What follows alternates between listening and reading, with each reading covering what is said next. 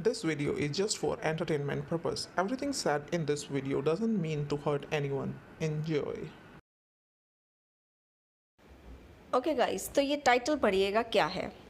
अब जो मर्जी हो जाए हम नहीं हटेंगे, क्योंकि तो ये जो टाइटल है उसको पढ़कर आपके दिमाग में क्या आएगा कि जो अक्कू हैं वो किसकी बात कर रहे हैं कि जो मर्जी हो जाए हम नहीं हटेंगे। मतलब जो इनकी लड़ाई चल रही है, अब कुछ भी हो जाए ये पीछे नहीं हटेंगे। लोग इनको बार बार बोल रहे हैं कि अपने बच्चे और बीवी को घर ले आओ, क्या ये उस बात से नहीं हटेंगे? या फिर ये कहना चाहते थे कि अब हम नहीं लड़ेंगे, जो मर्जी हो जाए अब हम दोनों हस्बैंड वाइफ नहीं लड़ेंगे। तो ये कहना क्या चाहते थे, उसके लिए तो वीडियो देखनी पड़ती है और जानना चाहते हो कि आखिर इस टाइटल का मीनिंग क्या है। तो अगर टाइटल देखने के बाद हम वीडियो देखते हैं तो उसमें वो वाली बात हो जाती है, खोदा पहाड़ और निकली चूहिया, वो भी मरी हुई। वो कैसे कि टाइटल तो ऐसा डाल दिया कि जैसे पता नहीं किस बात के लिए कह रहे हैं कि अब हम नहीं हटेंगे। लेकिन भैया ये तो प्याज की बात कर रहे थे, अनियन, जी हाँ वही वाला प्याज।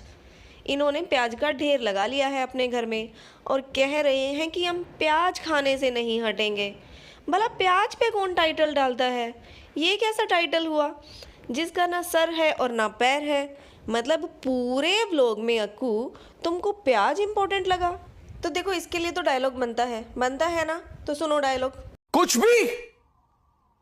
भी जी हाँ, इनका व्लॉग है, इनकी मर्जी है तो ये कुछ भी डालेंगे। अब ये वाला मेरा वीडियो है तो मैं भी कुछ भी डालूँगी, सही है ना? तो चलिए आगे बढ़ते हैं। हेलो गाइस, मिर्ची न्यूज़ में आप लोगों का स्वागत है। तो अभी तक आपने देखा है कि जो अक्कू हैं वो थोड़े से पगला गए हैं। एक्चुअली सिचुएशन ही ऐसी है, मम्मी है घर में वो बात नहीं करती हैं, बीवी है वो अपने मायके चली गई हैं, तो वो भी दिखाती तो नहीं है पर पीछे पीछे बात तो देखो होती है, तभी तो घूमने निकल जाते हैं।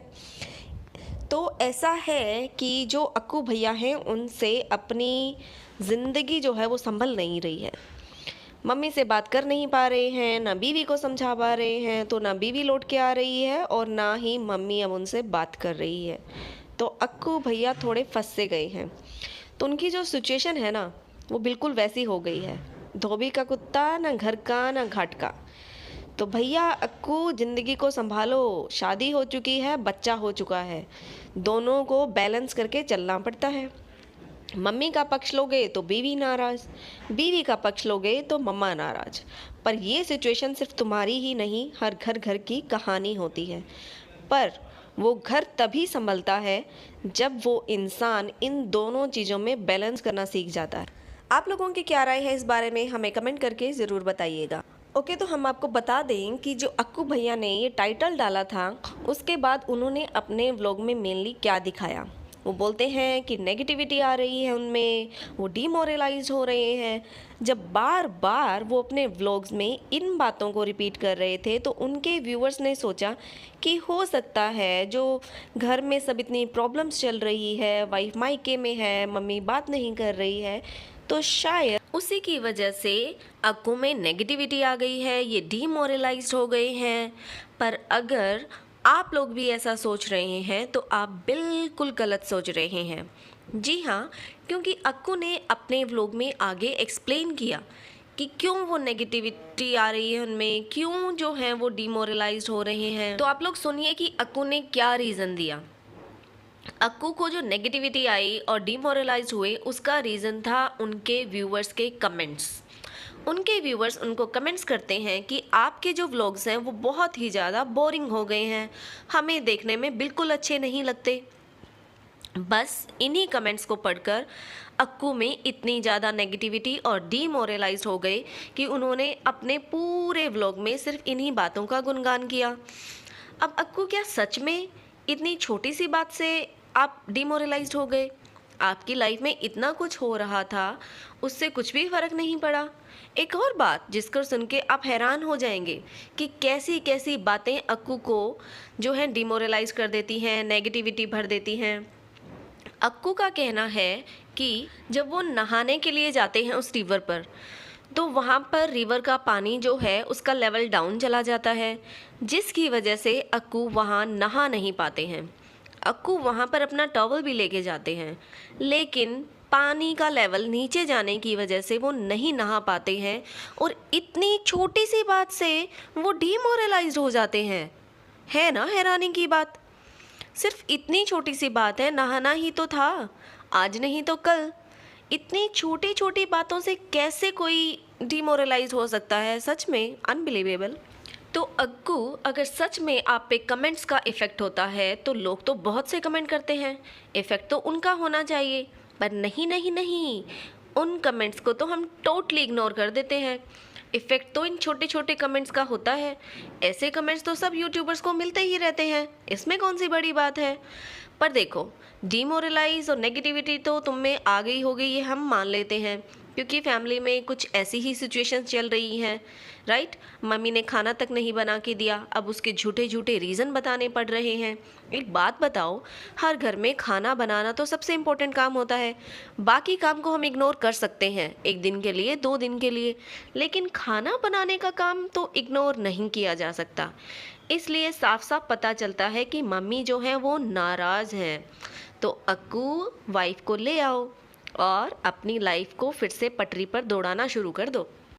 देखो, अब तो प्रीतो भी पैकिंग करने में लगी हुई है। उन्होंने भी अपना सारा सामान पैक करके रख दिया है। क्यों? क्योंकि तैयारी चल रही है फिर से एक और सेलिब्रेशन की। लेकिन अक्कू, तुमको एडवाइस दे देते हैं, इस बार घूमने जाओ तो दोनों ही व्लॉग मत बनाना, क्योंकि पहली बार में दोनों ने व्लॉग बनाया था तो सुनने को मिला था, दूसरी बार में छुपाने की कोशिश की थी लेकिन फिर से पोल पट्टियाँ खुल गई थी। लेकिन इस बार अगर जाओ और सच में प्लानिंग है कि इस व्लॉग को छुपा कर रखना है तो दीदू को ज़रूर पहले ही वार्निंग दे देना। नहीं तो दीदू चाहे हिमाचल में हो या कानपुर में, लेकिन उनके पेट में कोई बात डाइजेस्ट नहीं होती है, इसलिए उनको पहले से ही वार्निंग देकर रखना, बता के रखना कि वो किसी को ये बात ना बताए। और लेकिन अगर तुम्हें सबको बताना है तो दीदी को सबसे पहले बता देना, क्योंकि वो तो न्यूज़ रिपोर्टर हैं, सबसे पहले न्यूज़ दे देती हैं कि आने वाले व्लॉग में देखना कि कहाँ गए हैं। तो दीदू जो है वो अपने आप ही आपकी न्यूज़ सबको बता देंगी, आप लोगों को किसी को बताने की ज़रूरत ही नहीं होगी। और गाइस, आप लोगों ने एक चीज़ नोटिस की है कि अक्कू के जो सब्सक्राइबर्स हैं वो डे बाय डे डाउन जाते जा रहे हैं। जहाँ तक मुझे याद है, मैंने नोटिस किया था 77.6 था, देन 4 हुआ और आज देखा तो 77.2 सब्सक्राइबर्स हैं। जाकर नोटिस कीजिएगा। तो अक्कू, लगता है सच में व्लॉग्स बोरिंग हो रहे हैं, इंटरेस्टिंग बनाइएगा, अपनी वाइफ और बच्चे को घर ले आइएगा और अपने नंबर ऑफ़ सब्सक्राइबर भी बढ़ाइए, व्यूज़ भी बढ़ाइए, सब कुछ ही बढ़ाइए। टेंशन ख़त्म हो जाएगी, पॉजिटिविटी आ जाएगी, राइट?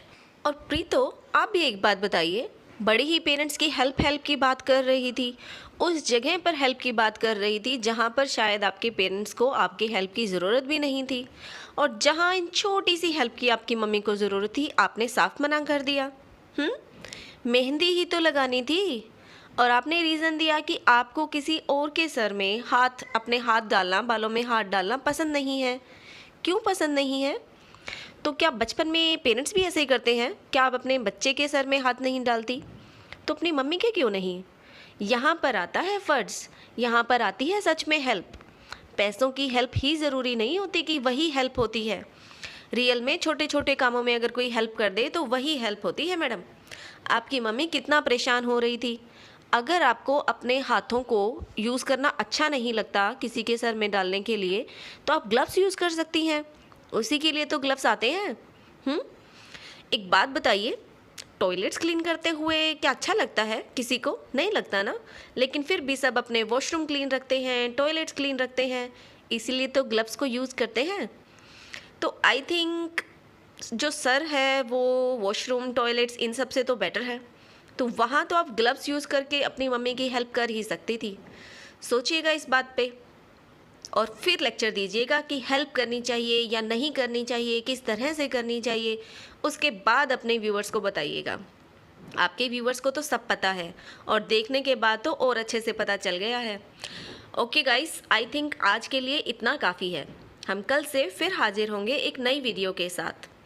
लेकिन please like and share the video and subscribe the channel. Thank you for watching. Bye bye. Take care. See you again in the next video.